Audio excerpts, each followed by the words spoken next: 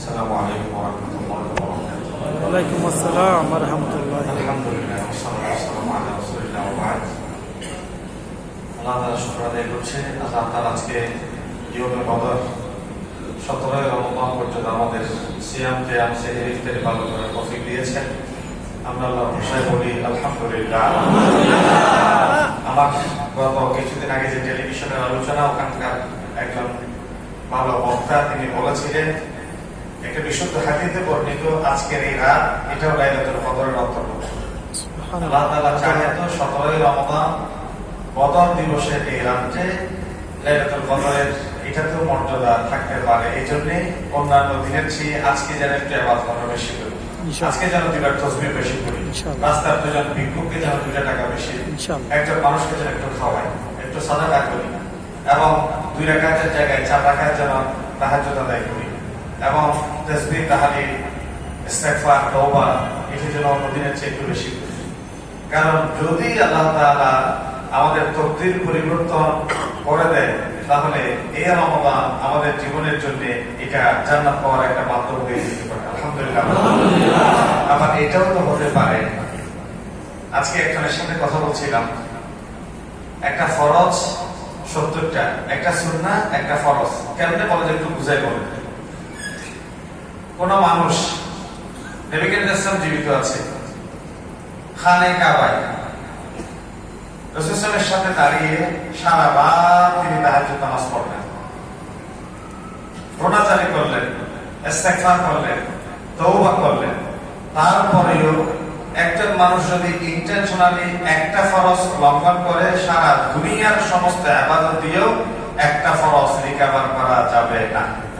মানে ফরজের গুরুত্ব বুঝাতে গিয়ে বলেছেন রাসূল এক্সিস্টিং খানে কাবা এবং সারা রাত জেগে ইবাদত করলেন, বাছাইকৃত বান্দারা আপনার কাতারে আছে। ওই রাতেও যদি আপনি আল্লাহ মাফ করবেন, ঠিক আছে, কিন্তু মাফ করা একটা কি বলি, কোন মানুষের উপর খুব রুষ্ট হয়েছে, বিরাগবাজ হয়েছে, তার কাছে ক্ষমা চাইতে গিয়ে নাচুর বান্দা ক্ষমা না করলে আমি পা ছাড়ছি না। একটা পর্যায়ে তিনি রাগকে হজম করে বলছে যাত্রা মাফ করে দিলেন। মাফ করে দেওয়ার পরেও জীবনে কোনো না কোনো সময় যদি সে সামনে আসে এই কথাটা মনে পড়ে না? আমির হামজা রাদিয়াল্লাহু তাআলা আনহুকে যিনি হত্যা করেছেন তার নাম কি বলেন তো? একটা ওয়াহশী। কি নাম? ওয়াহশী। তিনি পরে ইসলাম গ্রহণ করেছেন। নবী করিম সাল্লাল্লাহু আলাইহি ওয়াসাল্লাম তার থেকে চাচা হত্যার ইতিহাস শুনলেন, কেমনে হত্যা করেছে, কেমনে কলিজা বের করেছে, কেমনে হিন্দে চিবিয়ে চিবিয়ে খেয়েছে শুনছেন, আর তিনি কাঁদছেন চাচার হত্যার ইতিহাস শুনে শুনে। এরপরে ইসলাম গ্রহণ শেষ, নবী করিম সাল্লাল্লাহু আলাইহি ওয়াসাল্লাম তাকে পাশে বসিয়ে একটা অনুরোধ করলেন, ওয়াহশী, আল ইসলাম ইয়াহদিমু মা কানা ক্বাবলাহু। কোন মানুষ যদি ইসলাম গ্রহণ করে আল্লাহ তাআলা প্রিভিয়াস সমস্ত গুনাহ তার জীবন থেকে মাফ করে দিবেন। সুবহানাল্লাহ বলেন। কিন্তু তুমি কোনদিন আমার সামনে আসবে না, কোনদিন তুমি আমার এই মজমায় এই বৈঠকে আমার সামনে বসবে না। কারণ তুমি যদি সামনে বসো, তোমাকে যদি আমার দেখি, তাহলে আমার ওই আমির হামজা চাচার হত্যার কথা মনে পড়বে, আমি সহ্য করতে পারবো। কারণ আমার চাচা আমির হামজা ছিল আমার সমবয়সী। আমির হামজার ইসলাম গ্রহণের ব্যাপারটা এটা তো আপনারা জানার কথা।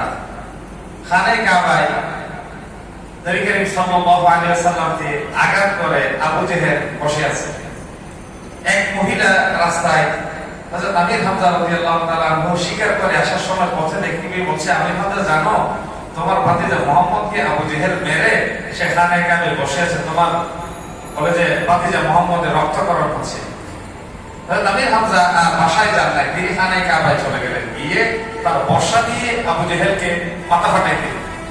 মাথা ফাটাই প্রতিশোধ দিয়ে তিনি ঘরে গিয়ে মুহাম্মদকে বলছে, ভাতিজা, আপনি জানেন আপনাকে যে আবু জেহেল মেরেছে, আমি এখানে এসে মহিলার মুখ থেকে শুনে প্রতিশোধ নিয়ে ঘরে আসলাম।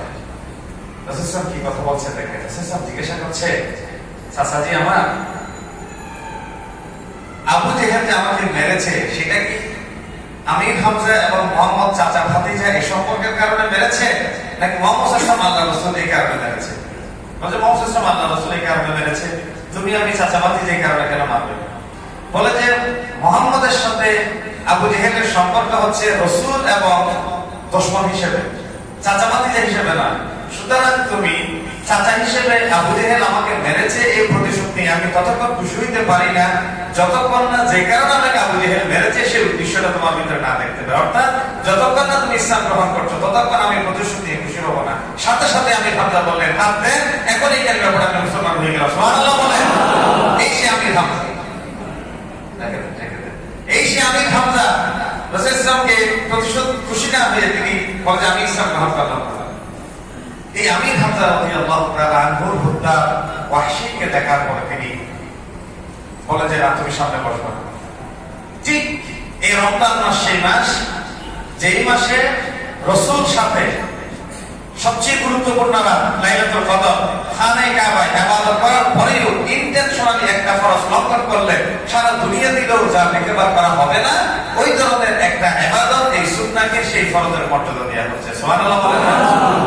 এই জন্য বিশেষ কোন টাইম, বিশেষ কোন মুহূর্ত, বিশেষ কোন দিন স্পেসিফিক না করে আমরা প্রত্যেকটা দিন প্রত্যেকটা মুহূর্ত লাইলাতুল কদর তালাশের জন্য আমরা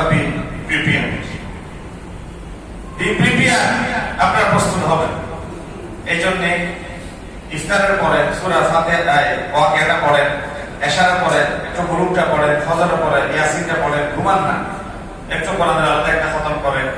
তারপরে এমনি তো আলহামদুলিল্লাহ নামাজে যারা নিয়মিত আপনারা তো খতমের সওয়াব পাচ্ছেন, কিন্তু ছোট ছোট করে কিছু কিছু ইবাদত করেন, এর মাধ্যমে আমল নামা সমৃদ্ধ হবে।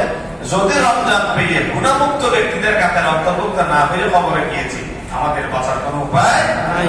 আগামী বছর পেলে তো পেলাম, না পাইলে তো সর্বনাশ। এই জন্য আল্লাহ রাব্বুল আলামিনের কাছে মাথা রমজান যে গুনাহমুক্তের মাস হয়, তওবা ইস্তেগফারের জন্য নিজেদেরকে পেশ করে এই রমজানের বিদায় করতে আল্লাহ কবুল করে। আমিন। আসসালামু আলাইকুম।